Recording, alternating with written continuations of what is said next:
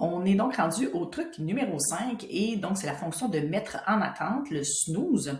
Donc, si on a un courriel qu'on souhaite qu'il revienne dans notre inbox, dans notre boîte de réception, disons vers la fin de la semaine suivante, il suffit, je prends l'exemple de celui-ci, on le sélectionne, on va à la fonction ici mettre en attente et donc ça nous demande de mettre en attente jusqu'à quand.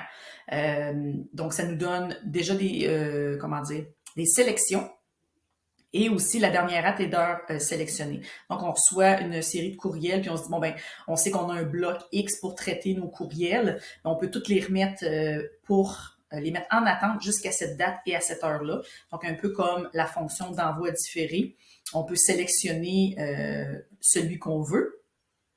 Et quand on veut voir où sont nos messages en attente, ils apparaissent ici. Quand on le sélectionne, ça nous dit que c'est en attente jusqu'à demain. Donc, si jamais on reçoit une nouvelle information qui fait que on doit reporter ou devancer l'envoi, on fait annuler la mise en attente et ensuite on peut reprendre donc le même courriel et le remettre en attente jusqu'à une nouvelle date, mettons durant le week-end, et on fait enregistrer.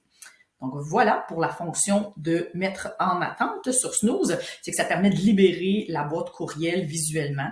Donc je trouve cette fonction-là est super intéressante quand on a des choses qu'on sait qu'on doit accorder de l'importance, mais on ne veut pas nécessairement les voir dans notre inbox. Donc voilà.